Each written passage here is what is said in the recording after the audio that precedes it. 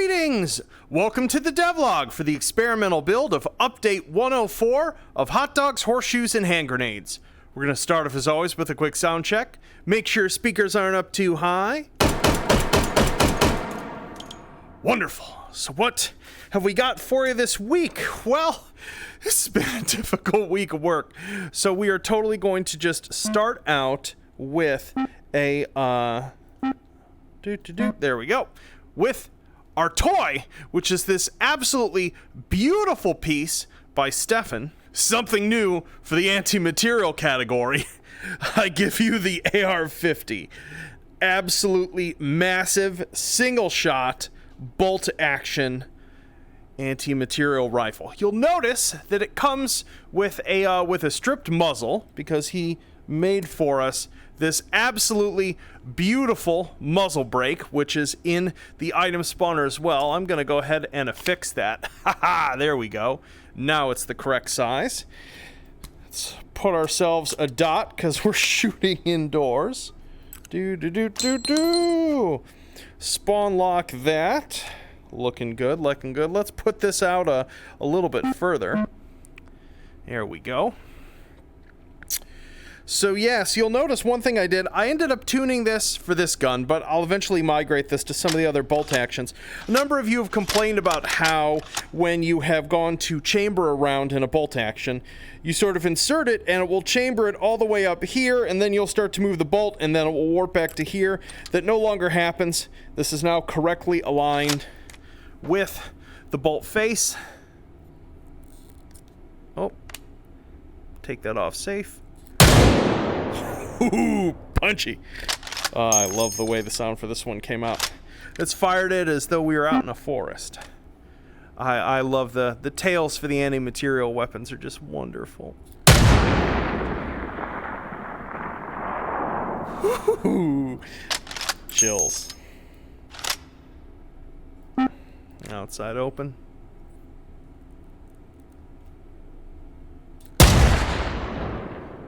Wonderful. Absolutely wonderful. So yeah, this puppy is now in here. I must admit, I have a thing. Some of you I've noticed in the past have been bothered. Why are so many single shot weapons? I don't know. I just enjoy them in this game, especially because so much of just the moment-to-moment joy in H3 is in manipulating, you know, the various functions of weapon. I end up gravitating towards forums and specific examples that have you manipulate it a lot. Bam. So much easier with the rifle stabilization. I had forgotten that was a thing with my first shot there. Blammo. Great stuff, great stuff. Let's jump over to the proving ground and take a look at what else we've got. So we are over in the proving ground. Let us get ourselves a testing weapon of such. What am I in the? You know what? I want something a little more full auto. I haven't pulled out. Where are you? I haven't pulled out my QC9 in a while. I love this piece. Love it so much. I should save a configuration of it in the vault for myself. That would be a smart thing to do. And of course, you know me. Love my corded suppressor. So yeah, testing QC9. This puppy was made by Patrick back in the day. I adore it. Just love it. Anyway, what have we got here? Let's put sling lock you to the side. I'm gonna rotate like this so that I don't hit my camera and tripod that's over there. So we've got a couple other things beyond the steel that I showed you folks in the past. I've been doing some target sort of remastering in addition to adding some new things. Something important to note, the new versions of these targets aren't necessarily all migrated into where you find them in the game. Some are, some aren't. That's still work in progress. But anyway, let's blow some stuff up. So similar to our watermelon, we've got a little apple to destroy. Let's see here. Let's lay a few of them out here. Let's move these carefully over here. Rebuilt the destruction on... Oh, that is a little too fragile. I blew up our pumpkin. Oh, and there goes the watermelon. Still working on the collision thresholds for these. The clay pot's a little more durable. Put you on there. We'll get to you in a moment. Let's come back here. Let's take some shots at our apples here. Come on, Anton. There we go. Those are just so much fun. And yeah, I've been doing the same sort of like two-stage gibbing where they break into some pieces and then those individual pieces can be blasted apart. We have got, I've sort of redone the clay pigeons once again. Just they look mostly the same, but they are moved over onto new code. Destruction's just a little bit different, a little more reliable on them. I also tweaked the collision, so you'll notice, like, this is concave, so these actually stack now instead of having that, like, space in between them. Oh, wonderful. Ha! Oh, far too much fun. Far too much fun. Good stuff. Put those over here. Let's pull ourselves out a pumpkin. This should be under target, which you'll notice there's a lot of things. Let's see if this... Oh, it's so fragile. Let's see if we can catch it quick. Got it. I'll have to fix that. That is, I don't know why it's quite that fragile. That is hilarious, though. Those are so much fun to shoot. Good stuff. Good stuff. Throw that over there. Beautiful. And then in addition to that, basically the oldest target in the game, I went back and sort of reconfigured these. So some things about this, you'll notice the actual target turns off when you move it, and that's because it's fairly complex physics-wise with the way it works. You'll also notice that these are kinematically locked, meaning that they don't fall over, which means you can place them however you want in the environment. There's going to be an upcoming tool for the game that will allow you to toggle this property on any physical object. So if you want to lock something in the air, you'll be able to do so soon. But if you want to have a sneaky hot dog looking out from around the corner, and you'll notice that I tweaked the destruction effects a bunch. Oh, those look so much better. So much better. Blammo. Blammo. Good stuff, good stuff. And these should, let's see if they spawn. Be fun if we had another bug. These should just, yep, spawns up here in what's called the hue. This is a slot for the item spawner that is designed to try to make this not glitch out onto things. But yeah, position these wherever we want. Like so. And you'll notice now in the wrist menu, there is now a new button here, which is called Clean All Spawnable. This will delete everything that you are not wearing that this item spawner can spawn, which is an important threshold because that's the same threshold for what gets saved when you save and load a scene configuration. So if we delete those, it did not remove the gibs. Interesting. That means those are being reparented. I will look into that. That is yet it did for those targets. I don't know if that's a bug or an error, but well, I'll figure it out. That's why we've got stuff in experimental. There is still some things for Anton to figure out.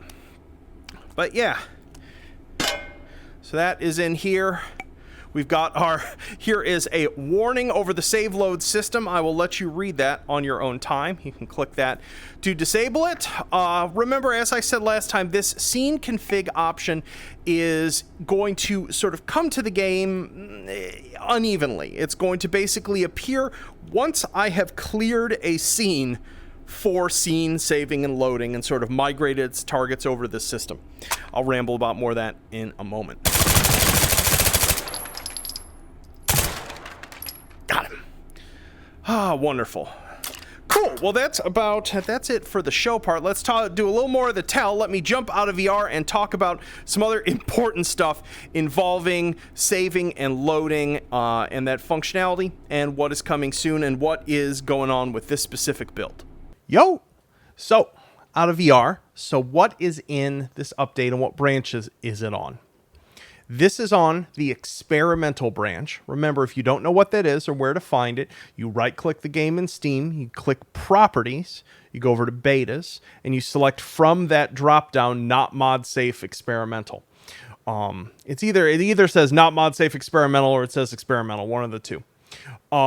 Importantly, I have, despite the fact that like most of the past 2 weeks of my life have been writing and rewriting and bug testing and reconceptualizing the way that both quick belt slots and the way that quick belt slot content is detected and saved and linked, and the relationship of quick belt slots to other objects, mainly to support all sorts of funkiness with mods. Truthfully, it's forced me to just build a way more robust system. And if I want to do anything else funky with quick belt slots in the future, the functionality is now present. But it has been real hard.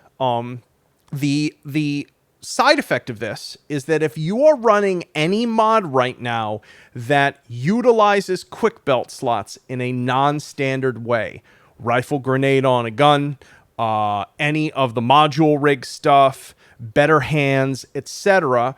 There are a whole bunch of asterisks of support functionality. Some of those mods have to be updated whole hog to work correctly with the save load system. I would do your due diligence to check in with the listing pages for those mods or the creators of them, or however you get that information in whatever part of the mod community that you hang out with.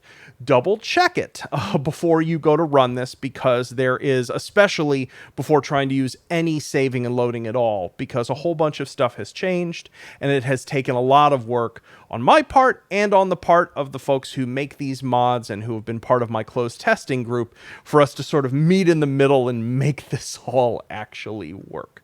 So that's going to continue to be a bit of a work in progress thing, which is why this is on experimental this week and not a main branch release. I'd originally just wanted to go main branch release because I didn't want people, sort of like making broken vault files. But I'm pretty convinced that the file format at the very least is rock solid now. It's saving everything I want it to save. So we're good in that regards. It's just a matter of whether certain mods will play well with it or not. So that will take a little bit longer because this took a lot of engineering. But the exciting thing is that we now have the baseline of a scene configuration system that works, that I can build on top of, that mod people can build on top of. It's sort of a consistent and standardized way that of what will be serialized and how it will be serialized that will hopefully make all of the stuff that we all end up making as compatible as possible in the future.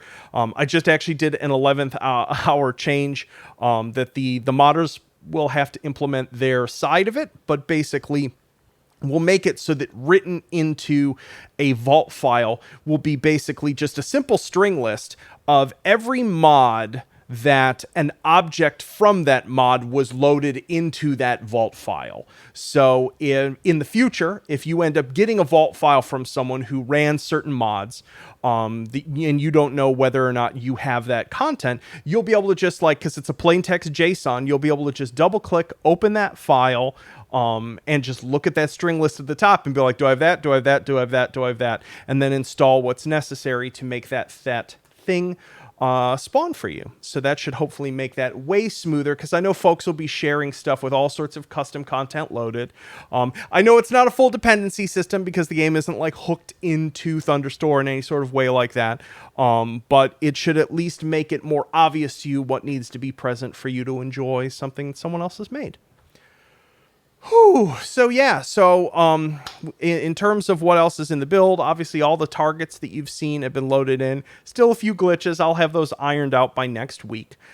And And then once that's all in, basically my plan is over the next week before we do a main branch release is that I talked about last week about how the item spawner, when scene saving is enabled, has this compatibility for a default configuration.